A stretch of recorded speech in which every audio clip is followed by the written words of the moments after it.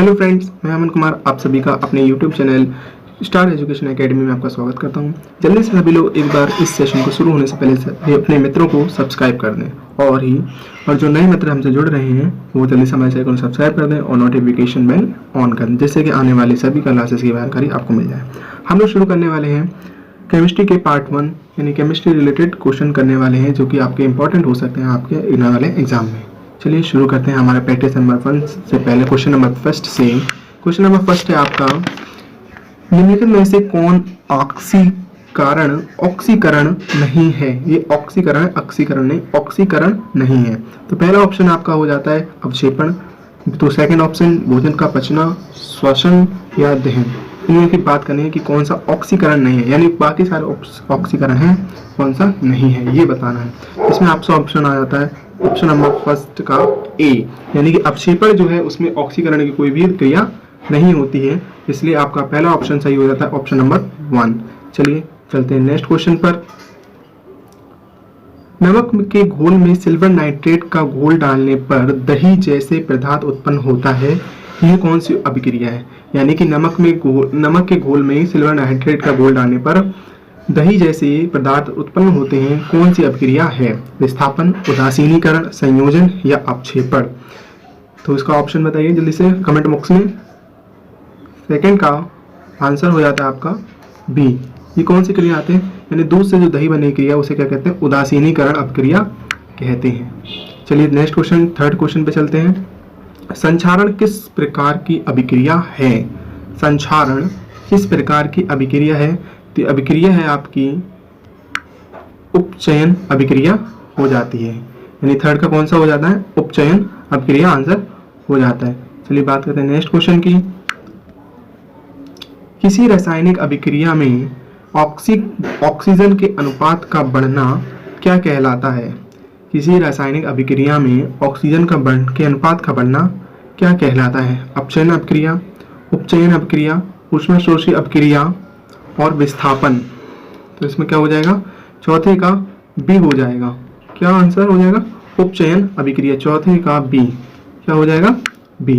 यानी कि किसी रासायनिक अभिक्रिया में ऑक्सीजन के अनुपात का बढ़ना क्या कहलाता है, उपचयन कहलाता है। चलिए इसी तरह नेक्स्ट क्वेश्चन पे चलते हैं। निम्न में से कौन सी अभिक्रियाओं के युग्म हमेशा साथ साथ होते हैं। कौन सी अभिक्रिया में युग्म हमेशा साथ साथ होते हैं। संयोजन और विघटन में, अवक्षेपण और विस्थापन में, उदासीनीकरण और विस्थापन में, ऑक्सीकरण और अवकरण में। और कौन सा ऑप्शन सही हो जाएगा, पांचवें का ऑप्शन नंबर सी आपका राइट आंसर हो जाएगा। उदासीनीकरण और विस्थापन में हमारी जो ऑक्सीजन जो अभिकरणों युग्म में जो होते हैं वो हमेशा कैसे होते हैं, साथ साथ होते हैं। चलिए क्वेश्चन नंबर 6 की बात करते हैं। सोडियम हाइड्रोक्साइड और हाइड्रोक्लोरिक अम्ल की अभिक्रिया से सोडियम क्लोराइड और जल बनाते हैं, यह कौन सी अभिक्रिया है। सोडियम हाइड्रोक्साइड और हाइड्रोक्लोरिक अम्ल की अभिक्रिया से सोडियम हाइड्रोक्लोराइड को और जल बनाते हैं, यह कौन सी अभिक्रिया है। उदासीनीकरण, विघटन, संयोजन और अपक्षेपण। आंसर हो जाएगा 6 का ए ऑप्शन जो है इसका राइट आंसर हो जाएगा। कौन सा ऑप्शन, ए जो है आपका राइट आंसर हो जाएगा। इसी के साथ आपका ए जो है राइट आंसर हो जाएगा। चलिए बात करते हैं नेक्स्ट क्वेश्चन की। किसी अभिक्रिया में भाग लेने वाला पदार्थ क्या कहलाते हैं। अभिक्रिया में जो हमारे जो पदार्थ हैं वो भाग लेते हैं वो क्या कहलाते हैं, प्रतिफल, अपकारक, अभिकारक या ऑक्सीकारक, या आपके क्या कहलाते हैं, अभिकारक कहलाते हैं। चलिए नेक्स्ट क्वेश्चन पे चलते हैं, 8वें नंबर क्वेश्चन पर। श्वसन किस प्रकार की अभिक्रिया होती है। जो हम लोग सांस लेते हैं उसको किस प्रकार की अभिक्रिया कहते हैं। ऊष्माक्षेपी अभिक्रिया, संयोजन अभिक्रिया, उपचयन अपचयन अभिक्रिया, द्वि अपघटन अभिक्रिया। तो आपका जो 8वें का आंसर आ जाता है वो आ जाता है आपका ऊष्माक्षेपी अभिक्रिया इसमें कहलाती है, क्योंकि उसमें हम ऊष्मा लेते हैं और उसको काम से छोड़ते हैं, इसलिए हमें कौन सी आ जाती है, ऊष्माक्षेपी अभिक्रिया आती है। इसी बात करते हैं। प्रबल अम्ल और दुर्बल क्षारक से बने लवण का पीएच मान क्या है। 7 से अधिक, 7 से कम, 10 और 14 के बीच। डी ऑप्शन है 14 से कम। ऑप्शन हो जाएगा 9th का आंसर क्या हो जाएगा, बी। 9 का आंसर क्या हो जाएगा? ऑप्शन नंबर बी, यानी कि प्रबल अम्ल और दुर्बल क्षारक से बने लवण का पीएच मान 7 से कम होता है। क्षारक को जल में घोलने पर क्या मुक्त होते हैं? क्षारक को जल में घोलने पर क्या मुक्त होते हैं? OH आयन, H आयन, दोनों आयन, या फिर कोई आयन नहीं। इसमें 10वें का आंसर क्या हो जाएगा? जो क्षारक को जल में छोड़ने पर OH आयन जो है मुक्त हो जाते हैं। दही में किस प्रकार का अम्ल पाया जाता है? दही में किस प्रकार का अम्ल पाया जाता है? तो इसमें हो जाएगा लैक्टिक अम्ल, साइट्रिक अम्ल, ऑक्जेलिक अम्ल या अन्य। 11वें का आंसर हो जाएगा ए, यानी क्या कौन सा अम्ल पाया जाता है दही में? लैक्टिक अम्ल। अब बात करें नींबू में, तो नींबू में कौन सा अम्ल पाया जाता है? ये आप कमेंट बॉक्स में बता सकते हैं कि नींबू में कौन सा अम्ल पाया जाता है।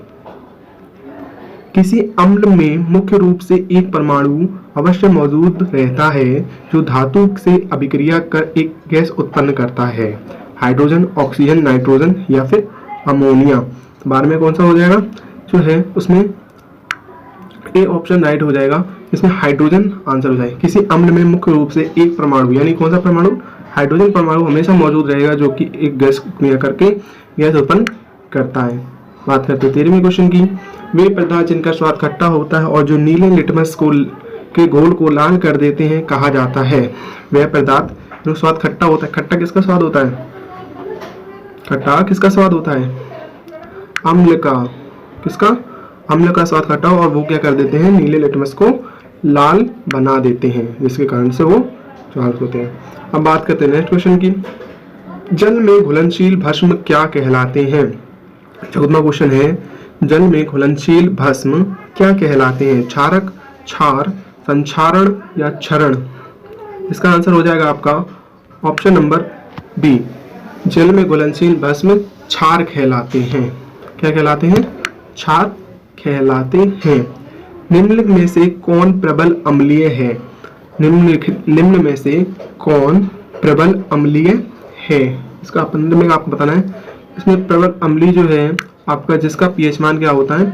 0 होता है, वो उतना ही प्रबल होता है। इसके ऊपर जाएंगे और वो हमारा कैसा होता है? क्षार बोतल चला जाएगा। लिटमस, अब बात करते हैं 16 नंबर क्वेश्चन की। लिटमस रंजक बैंगनी रंग का होता है। लिटमस रंजन बैंगनी रंग का होता है जो निकला जाता है या निकाला जाता है। लाल, लाइकेन, पत्ता गोभी, हल्दी, पेटूनिया, फूल। इसका 16 का आंसर हो जाएगा आपका बी। क्या हो जाएगा? बी, पत्ता गोभी, हल्दी। लिटमस रंजन बैंगनी रंग का होता है जो निकाला जाता है कहाँ? पत्ता गोभी या हल्दी से। ठीक है, नेक्स्ट क्वेश्चन बात करें। शुष्क बुझा हुआ चूना पर क्लोरीन गैस की क्रिया से कौन सा पदार्थ बनता है? जब हम शुष्क बुझा हुए चूने की क्लोरीन गैस के साथ क्रिया कराएंगे तो कौन सा पदार्थ आएगा? कैल्शियम क्लोराइड, व्यंजक चूर्ण, हाइड्रोक्लोरिक अम्ल या जल? आपका ऑप्शन हो जाएगा ऑप्शन नंबर बी, व्यंजक चूर्ण जो है आपका राइट आंसर हो जाएगा। उसके साथ चलते हैं नेक्स्ट क्वेश्चन पे। हल्दी लिटमस पत्र आदि किस प्रकार का सूचक है? हल्दी, लिटमस पत्र आदि किस प्रकार का सूचक है? संश्लेषित, प्रकार, प्राकृतिक एवं संश्लेषित, अन्य। 18वां का क्या हो जाएगा? बी। हल्दी जो है आपका या लिटमस पत्र आपका प्राकृतिक सूचक है, यानी प्राकृतिक प्रकार का सूचक है। अपच का नेक्स्ट क्वेश्चन 19 नंबर। अपच का उपचार करने के लिए निम्नलिखित में से कौन औषधि का उपयोग किया जाता है? अपच का उपचार करने के लिए निम्नलिखित में से कौन सी औषधि का उपयोग किया जाता है? एंटीसिड, एंटीबायोटिक, एनाल्जेसिक, एंटीसेप्टिक। इनमें से किसका उपयोग किया जाता है?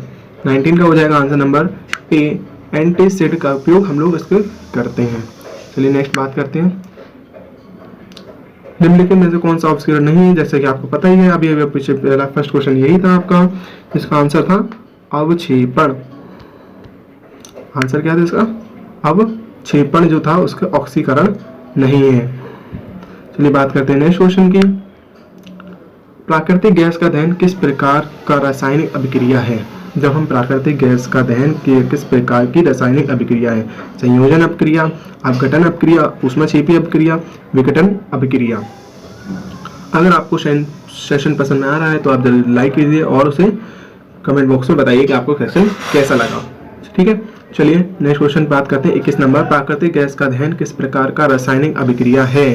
संयोजन अभिक्रिया, अपघटन अभिक्रिया, ऊष्माक्षेपी अभिक्रिया या विघटन अभिक्रिया। आपका कैसी अभिक्रिया है? ऊष्माक्षेपी अभिक्रिया कहलाती है। और फिर उसके बाद नेक्स्ट क्वेश्चन पे चलते हैं। कॉपर चूर्ण को वायु में गर्म करने पर उसके सतह पर कॉपर ऑक्साइड की एक परत जम जाती है। इस परत का रंग कैसा है? काली, श्वेत, पीला या भूरा? ऑप्शन बताइए जल्दी से। ये परत कैसी होती है? काली होती है। शाक सब्जियों को विघटित होकर कंपोस्ट बनना किस अभिक्रिया का उदाहरण है? ऊष्माशोषी, ऊष्माक्षेपी, प्रतिस्थापन या उभयगामी? तो इसमें कौन सा आंसर हो जाएगा? आंसर नंबर बी हो जाएगा। ये कैसी अभिक्रिया है? ऊष्माक्षेपी अभिक्रिया है। कैसी अभिक्रिया है ये? ऊष्माक्षेपी अभिक्रिया है। सोडियम हाइड्रोक्साइड का पीएच मान लगभग है, यानी कि सोडियम हाइड्रोक्साइड का पीएच मान कितना होता है ये आपसे पूछ रहा है। 11, 12, 13 या फिर 14? इसका आंसर हो जाएगा डी। आंसर क्या हो जाएगा इसका? डी। इसका कितना है आंसर? 14 आंसर है।